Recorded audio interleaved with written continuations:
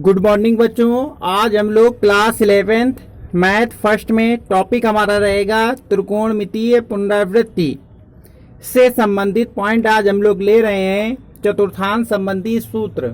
ठीक है बच्चों, तो हम लोग देखते हैं क्या कि चतुर्थांश क्या होता है। सबसे पहले तो ये जाने, इस बोर्ड पर जो ये स्थान है इसे दो लंबवत रेखाएं, एक क्षैतिज रेखा जो है एक्स अक्ष और ऊर्ध्वाधर रेखा वाई अक्ष, आपस में एक दूसरे को समकोण पर विभाजित करती हैं। और इसके आधार पर होता क्या है, यह पूरे का पूरा स्थान चार भागों में विभाजित हो जाता है। प्रत्येक स्थान एक चतुर्थांश कहलाता है, अर्थात चौथा स्थान, चौथा भाग पूरे स्थान का।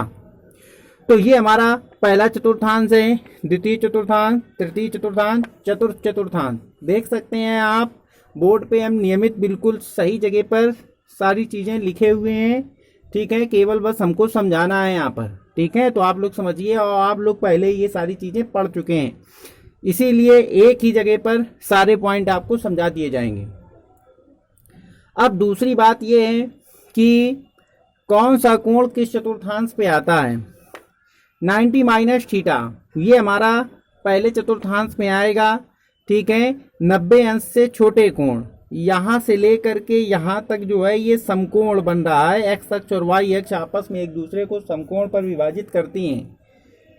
तो यहाँ पर 90 माइनस थीटा जो है ये आपका पहले चतुर्थांश में कोण आएगा। ठीक है, इसके बाद में 90 प्लस थीटा आपका दूसरे चतुर्थांश में आएगा। कैसे 90 ये जो है 90 कोण को व्यक्त करती है, ये वाई अक्ष की ऊर्ध्वाधर दिशा। ठीक है ना बच्चों, तो 90 प्लस जब हुआ होगा, ऐसी स्थिति है यहाँ तक जब रहेगा 90 माइनस थीटा, इतने पे 90 होगा, और जब इसके आगे बढ़ेगा तो 90 प्लस थीटा हो जाएगा। या फिर इसी को आप इस आधार पर भी देख सकते हैं, इतना पूरा कोण 180 है और इससे कुछ कम रहेगा तो भी द्वितीय चतुर्थांश में आएगा।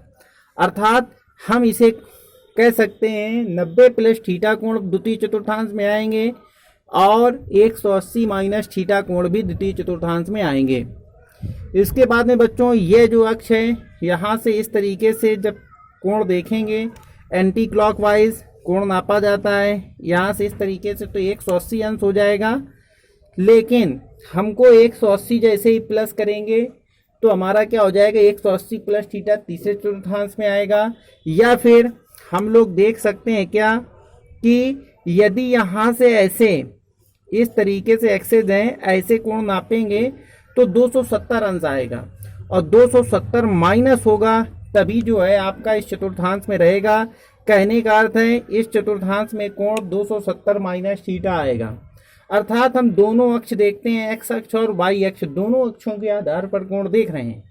इसके बाद में इसमें जो कोण आएगा वह आएगा 270 प्लस थीटा। इसके आगे चलेगा तो 270, इसके पीछे चलेगा तो 360 माइनस थीटा। यह दोनों कोण इस चतुर्थांश में आएंगे, और माइनस थीटा एक स्पेशल कोण है जो इस चतुर्थांश में आएगा।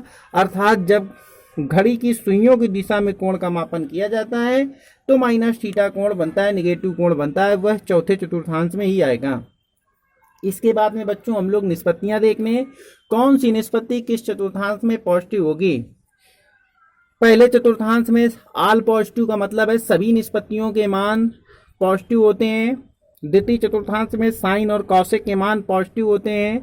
तृतीय चतुर्थांश में आपका जो है टेन और कॉट के मान पॉजिटिव होते हैं। चतुर्थ चतुर्थांश में कॉस और सेक के मान पॉजिटिव होते हैं, बाकी सभी निगेटिव। जो यहाँ पर पॉजिटिव शेष निगेटिव, ये दोनों यहाँ पॉजिटिव शेष निगेटिव, ये दोनों यहाँ पॉजिटिव शेष निगेटिव, और यहाँ पर सारे के सारे पॉजिटिव। इसके अतिरिक्त बच्चों जब हम लोग 90 माइनस थीटा या 90 प्लस थीटा देखते हैं, अर्थात 90 अंश जब देखते हैं तो निष्पत्ति बदलती है, तथा 270 अंश भी जब देखेंगे कि 270 प्लस थीटा और 270 माइनस थीटा, तो भी निष्पत्ति बदलेगी। और निष्पत्तियों में परिवर्तन कैसे होता है, साइन जो है वो कॉस में बदलता है, कॉस साइन में बदलता है। देखिए एरो दोनों साइड लगा हुआ है, साइन जब भी बदलेगा तो कॉस में बदलेगा, कॉस साइन में बदलेगा, टेन कॉट में और कॉट टेन में, सेक कॉसेक में और कॉसेक सेक में। तो बच्चों इसी के साथ आज की क्लास समाप्त होती है। आप लोग नियमित प्रैक्टिस करते रहें। अभी नियम और फार्मूले चल रहे हैं, अभी इनको आप कंप्लीट करते रहें। धन्यवाद। गुड मॉर्निंग बच्चों, आज हम लोग क्लास 11th मैथ फर्स्ट में टॉपिक हमारा रहेगा इम्पॉर्टेंट फार्मूले। तो हाँ बच्चों, क्लास 11th में प्रयोग होने वाले जो इम्पोर्टेंट फार्मूले हैं आज हम उनके बारे में पढ़ेंगे। तो बच्चों ये जो इम्पोर्टेंट फार्मूले हैं इन्हें हम आपको एक शीट के द्वारा बताएंगे, ठीक है, शीट के माध्यम से बताएंगे। तो बच्चों चलो देखते हैं कैसे शीट पे ये फार्मूले हैं उनका हम कैसे इस्तेमाल करेंगे।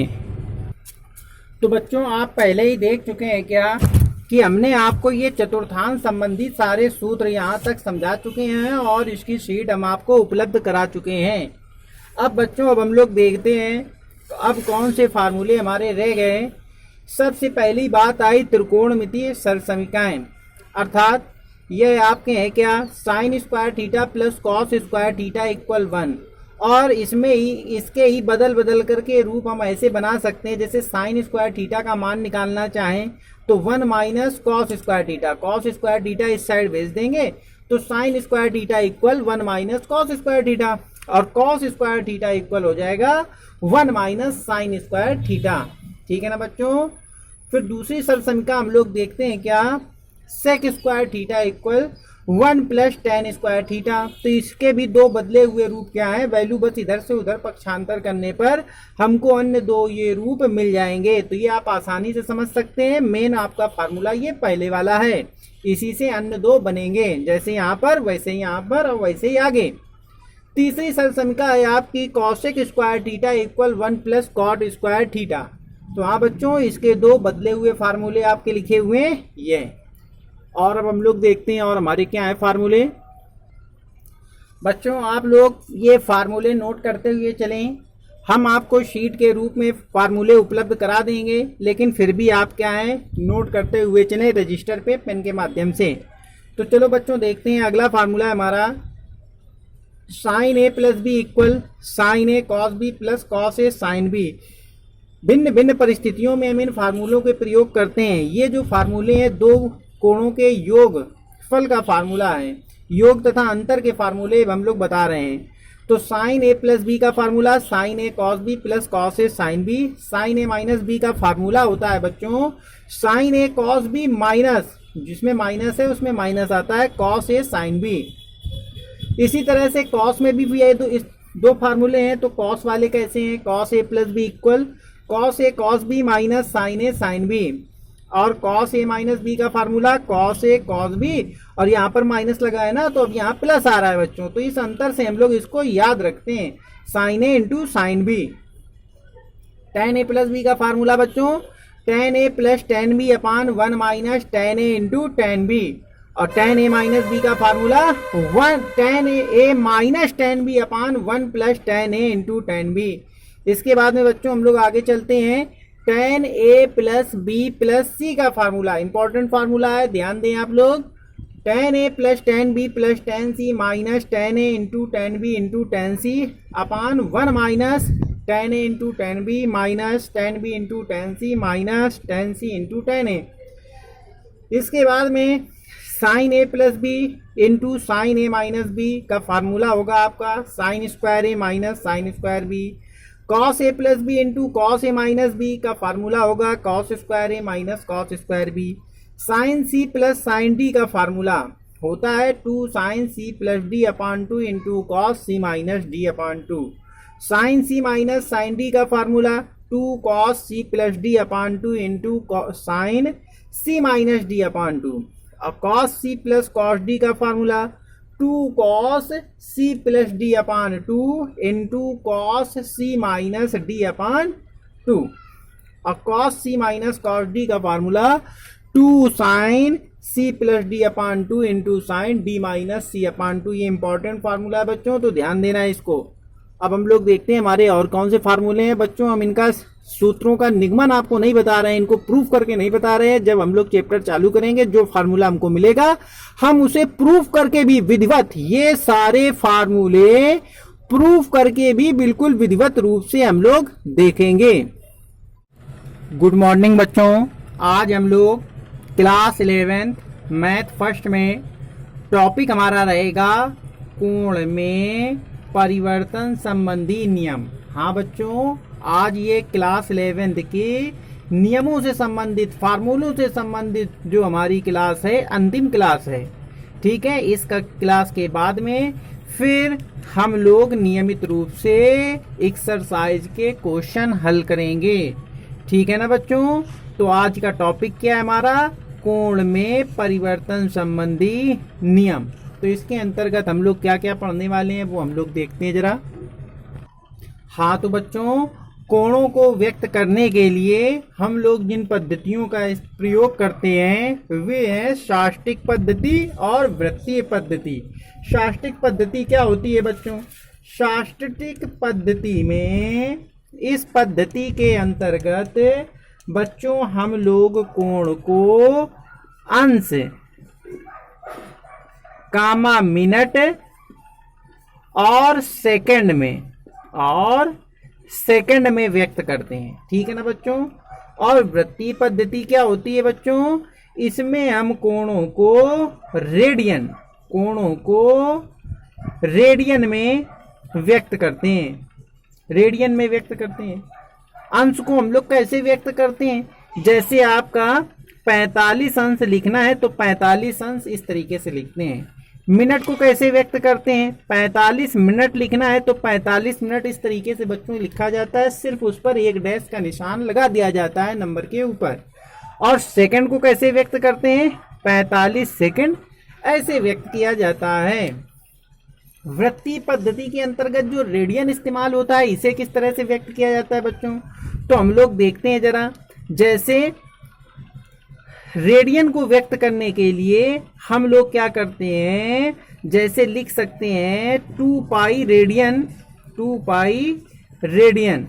ठीक है, किसी कोण को हम लोग अगर रेडियन में व्यक्त करें 2 पाई रेडियन या पाई रेडियन या पाई/2 रेडियन ऐसे व्यक्त करते हैं। लेकिन इसी को अगर रेडियन न लिखना चाहें, यदि रेडियन न लिखना चाहें तो पाई/2 रेडियन इस तरीके से, मतलब उसके ऊपर ब्रैकेट के ऊपर स्मॉल सी बना देंगे तो वह रेडियन माना जाएगा। जैसे यहाँ अंश नहीं लिख रहे हैं, सिर्फ एक स्मॉल 0 बना रहे हैं, यहाँ पर डैश लगा रहे हैं तो मिनट हो रहा है, और डबल डैश लगा रहे हैं बच्चों सेकंड को व्यक्त करने के लिए, डबल डैश। ठीक है, तो ये हमारा क्या है, सेकंड व्यक्त हो गया। ऐसे ही रेडियन न लिख करके अगर हम व्यक्त करना चाहे रेडियन को तो पाई/2 रेडियन ऐसे भी व्यक्त कर सकते हैं। इसके बाद बच्चों हमारा अगला पॉइंट क्या है? अगला पॉइंट है अंश को रेडियन में बदलने के लिए हम लोग पाई/180 से गुणा करते हैं। ठीक है ना बच्चों। अंश को रेडियन में व्यक्त करने के लिए पाई/180 से गुणा किया जाता है। अगला पॉइंट हमारा क्या है, ये आप लोग नोट करते जाइएगा। रेडियन को अंश में व्यक्त करने के लिए 180/पाई से गुणा करते हैं। ठीक है, आप नोट कर लीजिए। रेडियन को अंश में व्यक्त करने के लिए 180/पाई से गुणा करते हैं। इसके अतिरिक्त बच्चों जो 5 पॉइंट हमारा है वो ये एक फार्मूला है, कोण बराबर होता है चाप/त्रिज्या। ठीक है ना बच्चों, कोण बराबर चाप/त्रिज्या। अब बच्चों हम इसे साफ करके पुनः आपको जो है अगला बता रहे हैं पॉइंट। हाँ बच्चों, हम लोग देखने जा रहे हैं x अंश, y मिनट और z सेकंड को अंश में बदलने के लिए बच्चों हम लोग क्या करेंगे, x प्लस, ठीक है, तो x तो पहले से अंश में है तो इसमें हमने कोई परिवर्तन नहीं किया। y मिनट को हम लोग कैसे अंश में व्यक्त करेंगे, मिनट में 60 से भाग दे देंगे तो वह अंश में बदल जाता है। प्लस z सेकंड को कैसे बदलेंगे, तो z/60 × 60, तो ये टोटल आपका जो बन गया ये वाली वैल्यू इसके बराबर है x + y/60 + z/60 × 60 अंश हो गया। तो बच्चों देखो x में कोई परिवर्तन नहीं किया गया है क्योंकि ये तो पहले से अंश में लिखा था। मिनट को अंश में बनाने के लिए 60 से भाग किया गया और सेकंड को अंश बनाने के लिए 60 और 60 के गुणनफल से भाग दिया गया, तो ये हमारा क्या बन गया, अंश में बदल गया। अब बच्चों इस वाली वैल्यू को रेडियन में बदलना है तो रेडियन से पहले हम इसे अंश में बदलें, तो अंश में तो यही वैल्यू आएगी, तो x प्लस वाई अपान 60 और प्लस z अपान 60 इंटू 60, ये हमारा हो गया अंश। ठीक है, लेकिन हमको बच्चों अंश में नहीं बदलना है, हमको तो रेडियन में बदलना है। तो अंश को रेडियन में बदलने के लिए हम आपको पहले ही बता चुके हैं कि हम लोग क्या करते हैं, पाई बटे 180 से गुणा कर देते हैं। तो ये हमारा बच्चों क्या बन गया, और रेडियन बन गया। स्मॉल सी ऊपर लिख दिया गया ना, तो ये हमारा क्या बन गया, रेडियन में बदल गया। तो बच्चों ऐसी अगर कोई वैल्यू होगी तो हम लोग कैसे परिवर्तित करेंगे, अंश वाली वैल्यू को वैसे ही रखेंगे, मिनट वाली वैल्यू में 60 का भाग देंगे तो अंश बन जाएगा, और z सेकंड वाली वैल्यू में 60 और 60 के गुणनफल से भाग देंगे, अर्थात 3600, मतलब इतने से 3600 से जब हम लोग भाग देंगे सेकंड में तो वो अंश में बदल जाएगा। ठीक है, इसके बाद में हम लोग अगला आगे चलते हैं बच्चों। हाँ बच्चों, आप लोग देख सकते हैं ये हमारी वास्तविक घड़ी है, और यहाँ पर घड़ी में कोणों को किस तरह से व्यक्त किया गया है वो प्रदर्शित किया गया है। तो वास्तविक घड़ी आप लोग देखना जानते ही होंगे। देखते हैं यहाँ पर क्या होता है, 12 लिखा होता है, 12 लिखा होता है। ठीक है, यहाँ 3, और जब यहाँ सुई आ जाती है तो 6 बजता है, यहाँ आ जाती है तो 9 बजता है। इस तरीके की घड़ी होती है, और इनके बीच में क्या होता है, 2 निशान लगे होते हैं, और इनके बीच में भी 5 निशान लगे होते हैं जो कि सेकंड या मिनट को दर्शाते हैं। ये 30 मिनट को दर्शाता है, 60 मिनट। ठीक है, तो देखो जरा यहाँ पर क्या है, जैसे यहाँ पर अब हम लोग इसी घड़ी को कोण के रूप में यदि देखें तो हम लोग क्या पाएंगे कि ये हमारा क्या है, 0 अंश का कोण व्यक्त करता है। जहाँ 3 लिखा होता है ना, वहाँ 90 अंश का कोण व्यक्त होता है। जहाँ पर 6 लिखा होता है वहाँ पर 180 अंश का कोण व्यक्त किया जाता है, और जहाँ पर 9 लिखा होता है वो 270 अंश को व्यक्त करता है। तो जैसे बच्चों अभी हमने यहाँ पर हम कह गए थे क्या कि ये 30 अंश को व्यक्त करता है। ये 30 अंश देखो किस आधार पर व्यक्त करता है, देखो ये 30 अंश, यहाँ 60, ये 90, फिर 120, 150 अंश, 180 अंश हो जाएगा। तो आधा सर्किल 180 अंश, और आधा और ये जो है ये भी 180 अंश, तो टोटल 360 अंश हो जाएगा। तो बच्चों ये हो गए आपके क्या, क्लास 11th के सभी फार्मूले, छोटे से लेकर के बड़े से बड़े क्वेश्चन को हल करने के लिए हमने सारे फार्मूले पढ़ रखे हैं। आज की क्लास यहीं समाप्त होती है। धन्यवाद।